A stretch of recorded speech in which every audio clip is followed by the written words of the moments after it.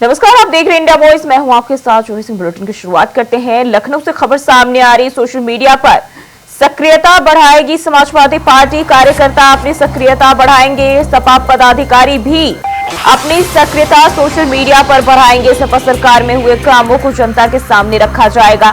भाजपा के वैचारिक हमले का भी जवाब देंगे समाजवादी पार्टी के कार्यकर्ता। सोशल मीडिया के जरिए पार्टी की ओर से इसे लेकर दिशा निर्देश भी जारी कर दिए गए हैं। तो लखनऊ से ये जानकारी सामने आ रही है। कार्यकर्ता अपनी सक्रियता सोशल मीडिया पर बढ़ाएंगे और साथ ही साथ पार्टी की ओर से किए गए तमाम कामों को, विकास कार्यों को, अपनी सरकार में किए गए विकास कार्यों को जनता के सामने रखा जाएगा। पार्टी की ओर से इसे लेकर दिशा निर्देश भी जारी कर दिए गए हैं। वहीं बात करें तो बीजेपी के वैचारिक हमले का भी जवाब देंगे।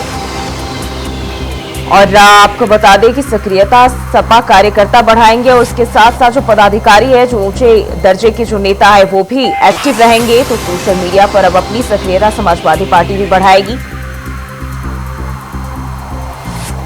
और इसी खबर पर ज्यादा जानकारी के साथ मोहम्मद आसिफ हमारे सहयोगी लखनऊ से हमारे साथ जुड़ गए हैं। आसिफ, अब सोशल मीडिया देख ले तो ना सिर्फ आम लोगों के लिए, ना सेलिब्रिटी के लिए, बल्कि नेताओं के लिए भी एक माध्यम बन गया है। और अब समाजवादी पार्टी भी इस पर पूरी तरह से अलर्ट मोड पर रहने की दिशा निर्देश में जुट गई है। साथ ही साथ जो है देखें, अब पदाधिकारी से लेकर जो कार्यकर्ता हैं, तमाम लोग इस पर एक्टिव रहेंगे और नजर बनाए रखेंगे। क्या जानकारी? देखिए, जो ही समाजवादी पार्टी चुनाव और 2027 के रण को लेकर काफी एक्टिव नजर आ रही है, चाहे पीजीए फार्मूला हो या फिर जनता के बीच चौपाल लगाने का।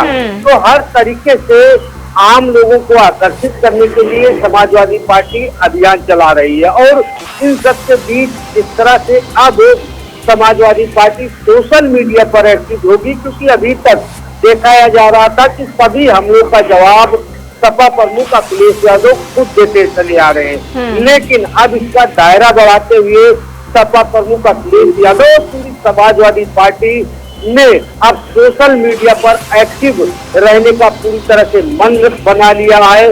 और इस सोशल मीडिया पर यह भी छूट दी जाएगी कार्यकर्ताओं को कि वह जो सपा सरकार के दौरान जो काम हुए हैं, विकास काम हुए हैं, चाहे डायल 100 हो या फिर पूर्वांचल एक्सप्रेस हो या फिर आगरा एक्सप्रेस हो, ऐसी सभी विकास कार्यों को समाजवादी पार्टी सोशल मीडिया के जरिए जनता के द्वार पहुंचेगी।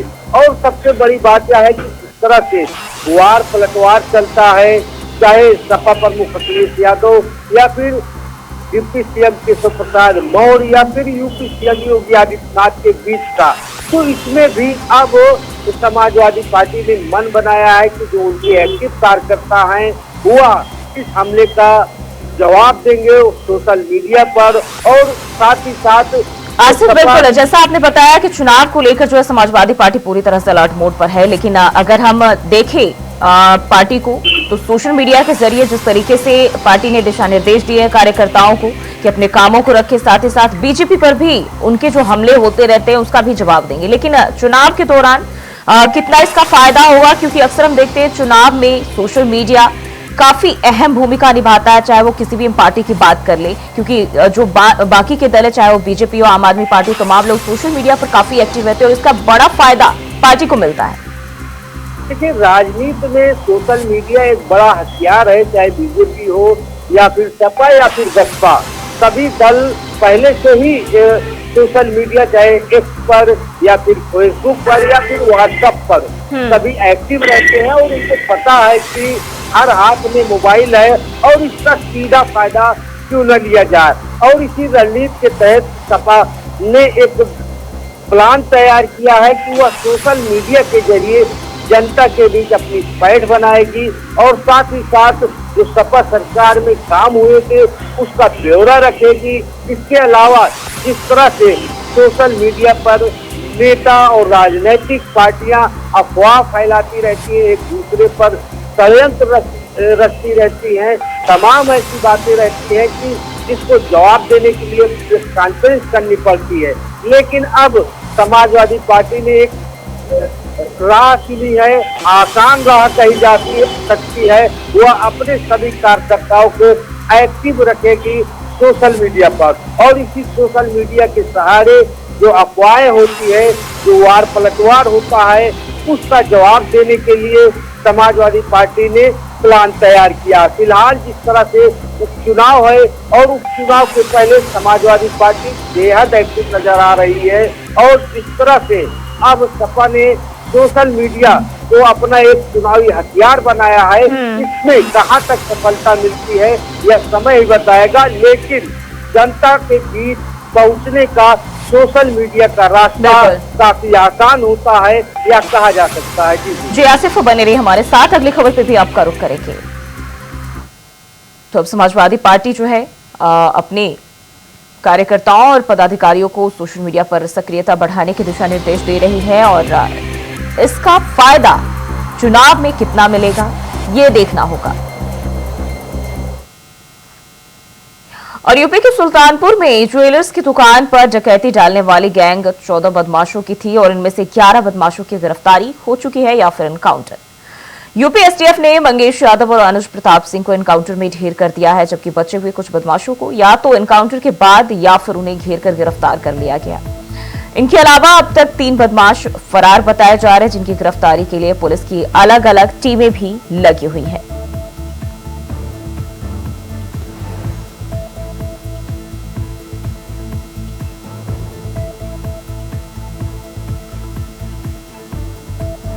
और इसी खबर पर ज्यादा जानकारी के साथ मोहम्मद आसिफ एक बार फिर से हमारे साथ जुड़े हुए हैं। आसिफ, जिस तरीके से ज्वेलर की जो दुकान पर डकैती हुई थी, इसमें कई सारे लोग शामिल थे, अभी इसमें क्या अपडेट निकल के सामने आ रही है? जो ही सुल्तानपुर सर्राफा डकैती कांड मामले में अब यूपी एसटीएफ और यूपी पुलिस ने ऑपरेशन टीम चला रखा है।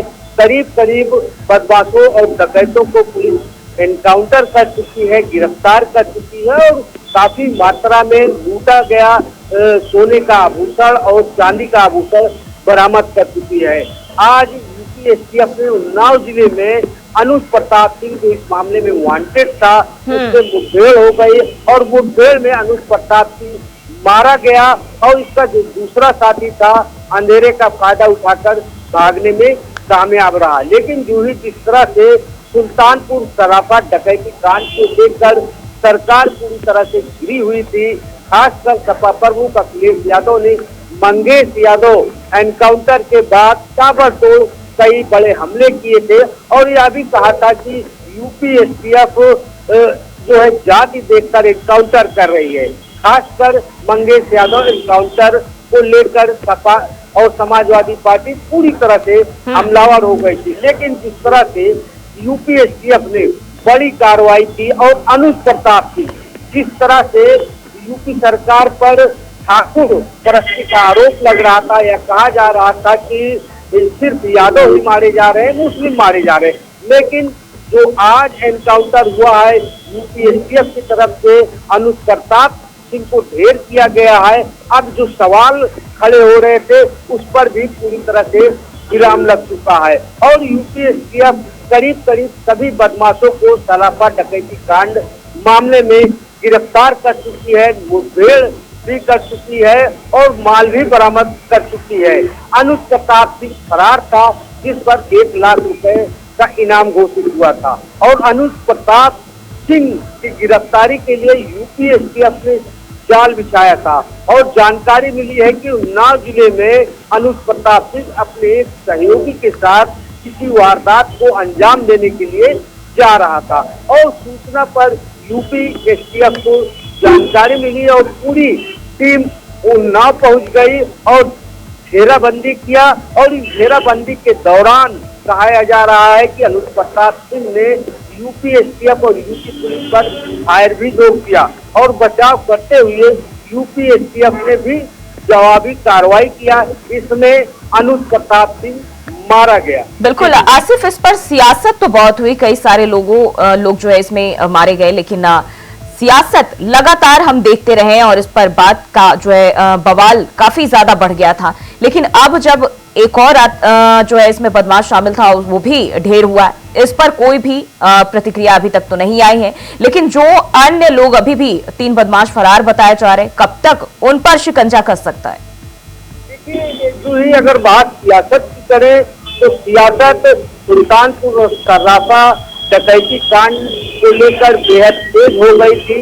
यहाँ तक कि लगातार यूपी सीएम योगी आदित्यनाथ पर हमले हो रहे थे, पुलिस की कार्यशैली पर सवाल खड़े किए जा रहे थे वादी मंगेश यादव इनकाउंटर को लेकर। लेकिन जिस तरह से यूपी एसटीएफ एक अभियान चलाई और करीब करीब सभी बदमाश जो है पकड़े गए, लूट का माल बरामद हुआ और जिस तरह से आज अनुप प्रताप सिंह मुठभेड़ में मारा गया और इसको लेकर जिस तरह से जो एक एयर बनाया जा रहा था विपक्ष की तरफ से, उसका भी कहीं न कहीं जवाब मिल गया।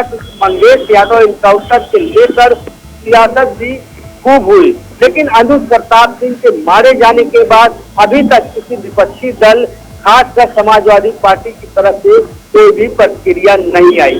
रही बात 3 अन्य बदमाशों की, तो यूपी एसटीएफ ने पूरी तरह से जाल बिछा रखा है और यह दावा किया जा रहा है कि जल्दी जो फरार आरोपी हैं जिन पर इनाम घोषित किया गया है, इनको भी गिरफ्तार किया जाएगा और इनको भी जेल के सलाखों के पीछे भेजा जाएगा। और पूरी जिस तरह से यह ब्लाइंड डकैती कांड हुआ था, इसमें सभी डकैतों ने अपने मुंह पर मास्क लगा रखा था, हेलमेट लगा रखा था, पहचान उजागर करना पुलिस के लिए टेढ़ी खीर था। और इन सब के बीच जिस तरह से डकैती कांड के बाद लगातार सवाल खड़े हो रहे थे, लेकिन पुलिस ने बड़े ही बारीकी से इस मामले को हैंडल किया। सुल्तानपुर की सोमेन वर्मा और एसटीएफ चीफ अमिताभ यश लगातार इस मामले में कार्रवाई करते रहे और लगातार जो है इस मामले में सफलता भी मिलती चली गई। और जिस तरह से इस मामले का खुलासा हुआ, कहीं न कहीं सर्राफा व्यवसायी भी पूरी तरह से खुश है। डीजीपी प्रशांत कुमार और अमिताभ यश को सर्राफा मंडल ने जो है सम्मानित भी किया है। और जिस तरह से एक सुरक्षा की भावना उठी है यूपी एसटीएफ पर को लेकर, क्योंकि यूपी एसटीएफ और यूपी पुलिस ने इन डकैतों को कहीं न कहीं जान जोखिम में डालकर पकड़ा है, बरामदगी की है। तो ऐसे में यह कहा जा सकता है कि एसटीएफ की कार्यशैली कहीं न कहीं सराहनीय मानी जा रही है। जी आसिफ, तो अब देखना होगा कि अब जो है अगला कदम क्या होता है और किस तरह से इन तमाम जो बदमाश हैं इन पर लगाम लगाया जाता है। बहुत बहुत शुक्रिया आसिफ तमाम जानकारी के लिए। तो एक और बदमाश जो है ढेर हुआ है फायरिंग में अनुज प्रताप सिंह और एसटीएफ की बड़ी कार्रवाई। वही बढ़ते आगे, सीएम योगी आदित्यनाथ का आज मिर्जापुर दौरा, 767 करोड़ की परियोजनाओं का शिलान्यास और लोकार्पण। 1500 युवाओं को स्मार्टफोन और टैबलेट वितरित करेंगे। मत्स्य आहार प्लांट के स्थापना के लिए देंगे अनुदान। 127 परियोजनाओं का शिलान्यास लोकार्पण करेंगे। 4 विधानसभा क्षेत्र में 76 परियोजनाओं का शिलान्यास करेंगे सीएम योगी आदित्यनाथ। तो मिर्जापुर दौरे पर रहने वाले मुख्यमंत्री योगी आदित्यनाथ और बताया जा रहा है 767 करोड़ की परियोजनाओं का शिलान्यास और लोकार्पण मुख्यमंत्री योगी आदित्यनाथ करेंगे। साथ ही 1500 युवाओं को स्मार्टफोन और टैबलेट भी मुख्यमंत्री वितरित करेंगे। और इसी खबर पर ज्यादा जानकारी के साथ कमलेश कुमार मिर्जापुर से हमारे सहयोगी हमारे साथ जुड़ गए हैं। कमलेश, आज मिर्जापुर दौरे पर मुख्यमंत्री योगी आदित्यनाथ रहने वाले, कई सारी परियोजनाओं की सौगात भी मिर्जापुर के लिए। देखिए, बता दें कि मुख्यमंत्री योगी आदित्यनाथ का दौरा तो ये काफी समय यानी कि 20-25 दिन पहले ही होने वाला था, लेकिन मौसम की कुछ खराबी के कारण कई बार इनका जो है कि बनाया गया व्यवस्था, लेकिन मौसम इतना ज्यादा खराब होने के कारण रद्द कर दिया गया। लेकिन अब इसे मौसम सही हो चुका है। जैसे आज के दिन मिर्जापुर के पहाड़ी ब्लॉक पर जो कि उनका पूरा प्रोग्राम गठित किया गया है और 4 से 5 दिन पहले से ही सुरक्षा व्यवस्था मिर्जापुर के शहर तक चप्पे चप्पे तक कर दी गई है। वहीं बता दें कि 11:50 पर उनका उड़न खटोला जो हेलीकॉप्टर है वो आएगा और यह सभा में एकत्रित होंगे। सभा में बता दें कि सैकड़ों लोगों की भीड़ लगी रहेगी, जहां पर रोजगार मेले का भी आयोजन किया गया। तरह तरह के जो युवाओं को रोजगार मिलेगा और रोजगार मिलने के बाद जो है कि जो उनका स्टेज होता है वहां पर जो है कि मोबाइल फोन वितरण किया जाएगा, टैबलेट वितरण किया जाएगा और कई ऐसे जो है कि शिलान्यास यहाँ पे मिर्जापुर में किया जाएगा। बहुत बड़ी सौगात इस बार मिलने वाली है। हालांकि ये कहा जा रहा है कि लोकसभा चुनाव जीतने के बाद जो है उपचुनाव भी होने वाला है। उस चुनाव के भी समीक्षा करके यहाँ पे बैठक लोगों से भी जानकारी लेंगे किस तरह से चुनाव जो होने वाला है, किस तरह क्या क्या तैयारियां रहेगी। बिल्कुल, कब तक जो है सीएम योगी मिर्जापुर पहुंच सकते हैं, साथ ही साथ वहां और कौन कौन से नेता उनके साथ नजर आ सकते हैं? देखिए यहाँ पर जो है कि बता दें कि आप आला जितने भी यहाँ के मिर्जापुर के नेता हैं सभी लोग वहाँ मौजूद रहेंगे। उनके साथ साथ सैकड़ों लोग यहाँ के हजारों लोग की संख्या लोग में ग्रामीण क्षेत्रों से भी सभी लोग एकत्रित होंगे, जबकि यहाँ पे युवाओं के लिए बहुत बड़ी जो सौगात मिलने वाली है। और वही बता दें कि जो है योगी आदित्यनाथ के आने की चर्चा काफी समय से मिर्जापुर में चल रहे थे। लोग यहाँ पर जो कि इंतजार में डूबे थे, आज इंतजार करके उन लोग की खत्म होने वाली है। बिल्कुल कमलेश, बहुत बहुत शुक्रिया जानकारी साझा करने के लिए। तो सीएम योगी आदित्यनाथ मिर्जापुर दौरे पर रहने वाले हैं, जहां युवाओं को स्मार्टफोन और टैबलेट भी वितरित करेंगे। साथ ही साथ 127 परियोजनाओं का लोकार्पण और शिलान्यास सीएम योगी आदित्यनाथ करेंगे। और लखनऊ से खबर सामने आ रही, उप मुख्यमंत्री केशव प्रसाद मौर्य ने की बैठक। माध्यमिक शिक्षकों की समस्याओं पर बैठक में चर्चा हुई। विधान परिषद सभापति के निर्देश पर केशव प्रसाद मौर्य ने बैठक की। यूपी माध्यमिक शिक्षक के पदाधिकारियों की बैठक में जो है इस दौरान मौजूद रहे। तो जानकारी लखनऊ से सामने आ रही, उप मुख्यमंत्री केशव प्रसाद मौर्य ने बैठक की है, जिसमें यूपी माध्यमिक शिक्षक के पदाधिकारी भी इसमें मौजूद रहे हैं। और बता दें, विधान परिषद सभापति के निर्देश पर केशव प्रसाद मौर्य ने बैठक की है और शिक्षकों की समस्याओं पर बैठक में चर्चा की गई।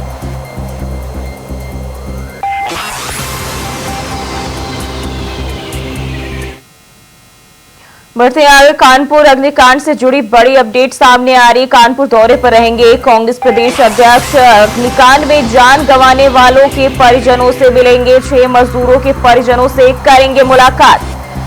अग्निकांड में जान गंवाने वाले परिजनों के गंवाने वाले जो मजदूर है उनके परिजनों से मिलेंगे और 6 मजदूरों के परिजनों से मुलाकात करेंगे। तो फैक्ट्री का निरीक्षण कर जानकारी भी लेंगे अजय राय। तो कानपुर दौरे पर कांग्रेस प्रदेश अध्यक्ष और जो मजदूर जिनकी जान गई है उनके परिवार वालों से मिलेंगे और साथ ही साथ जिस फैक्ट्री में आग लगी थी वहां भी जाकर निरीक्षण कर जानकारी लेंगे। और इसी खबर पर ज्यादा जानकारी के साथ गौरव शुक्ला हमारे सहयोगी कानपुर से हमारे साथ जुड़ गए हैं। गौरव, आज कानपुर दौरे पर रहने वाले कांग्रेस प्रदेश अध्यक्ष कब तक पहुंचेंगे, क्या जानकारी मिल रही है? जिस तरीके से फैक्ट्री में अग्निकांड हुआ और 6 मजदूरों की जान चली गई, ऐसे में अब राजनीतिक दल भी वहां मौके पर पहुंचने का काम कर रहा है। तो यूपी कांग्रेस के प्रदेश अध्यक्ष अजय राय है, वो आज करीब 2 बजे जो है कानपुर देहात पहुंचेंगे और इस बीच में सबसे पहले जो आरपी पॉलीपैक फैक्ट्री है घटना स्थल है वहां पहुंचेंगे, उसका स्थलीय निरीक्षण करेंगे और जायजा लेंगे कि आखिर वजह क्या रही, किसके चलते ये घटना हुई और इसमें खामियां किसकी है, जिम्मेदार कौन है, उससे भी सवाल होंगे। और इसके बाद कानपुर देहात के अलग अलग गांवों के जो 6 मजदूर रहने वाले थे जिनकी इस पूरी घटनाक्रम में मौत हो गई है, उनके परिजनों से मिलेंगे, उनको सांत्वना भी देंगे और कहीं ना कहीं उसकी घड़ी में उन्हें ये बताएंगे कि कांग्रेस पार्टी लगातार उनके साथ है और जमीन पर उतरी हुई है। तो कहीं ना कहीं जिस तरीके से घटना हुई उसमें जिम्मेदारों की लापरवाही भी तय होगी और उन पर किस तरीके से कार्रवाई होनी चाहिए, इसलिए कांग्रेस पार्टी भी मैदान में रहेगी।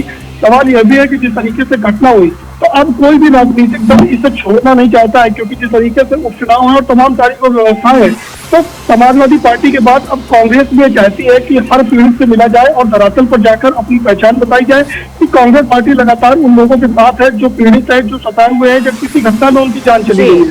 तो कांग्रेस पार्टी से जो है उत्तर प्रदेश कांग्रेस के प्रदेश अध्यक्ष अजय राय आज कानपुर देहात रहेंगे, करीब 2 बजे पहुंचेंगे और इन तमाम जगहों का निरीक्षण करते हुए मजदूर के परिजनों से मुलाकात करते हुए करीब शाम 6 बजे वो पुनः लखनऊ रवाना होंगे। जी जी, उनके साथ और भी कोई कांग्रेस के नेता मौजूद हो सकते हैं? बिल्कुल, जिस तरीके से यूपी कांग्रेस की यूथ कमेटी के है, कानपुर देहात जिला अध्यक्ष नरेश कटियार है और तमाम वो विंग जो कांग्रेस से जुड़ी हुई है, तो विंग के सभी जो कार्यकर्ता है, जो नेता है, पदाधिकारी है, वो लगातार उनका स्वागत भी करेंगे। क्योंकि कानपुर देहात जब वो आएंगे तो जाहिर तौर पर उनके लिए भी खुशी की बात होगी, तो वो पहुंचेंगे और इसके बाद ये पूरी जो घटनाक्रम है इस पर वो अपनी निगाह बनाएंगे। जी यानी कि साफ तौर पर कह सकते हैं कि चुनाव को देखते हुए पूरी तरह से जो है अब कांग्रेस पार्टी भी सक्रिय नजर आ रही है। जहां भी इस तरह की जो घटनाएं हो रही है, जो भी वारदात हो रही है, वहां पहुंचकर जायजा ले रही। बहुत बहुत शुक्रिया गौरव तमाम जानकारी के लिए। तो अग्निकांड से जुड़ी अपडेट सामने आ रही है और कांग्रेस प्रदेश अध्यक्ष जो है कानपुर दौरे पर रहेंगे और मजदूरों के परिजनों से जो जिनकी मौत हुई है इस कांड में, अग्निकांड में, उन मजदूरों के परिजनों से मिलेंगे, बातचीत करेंगे और सांत्वना देंगे।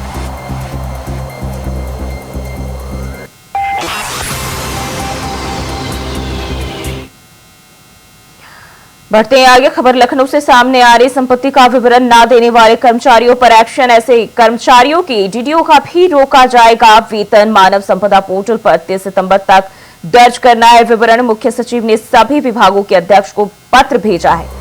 वहीं अब तक 90% कर्मचारियों ने ही ब्यौरा दिया है। सीएस के पत्र में डीडीओ स्तर से नियमित समीक्षा के निर्देश भी दिए गए हैं, जानकारी सामने आ रही है। और अभी तक अगर बात करें तो 90% कर्मचारियों ने ही ब्यौरा दिया है। मुख्य सचिव ने सभी विभागों के अध्यक्ष को पत्र भेज दिया है। मानव संपदा पोर्टल पर 30 सितंबर तक विवरण जो है दर्ज कराना है और संपत्ति का विवरण न देने वाले कर्मचारियों पर अब एक्शन की तैयारी में सरकार और ऐसे कर्मचारियों के डीडीओ का भी वेतन रोका जाएगा।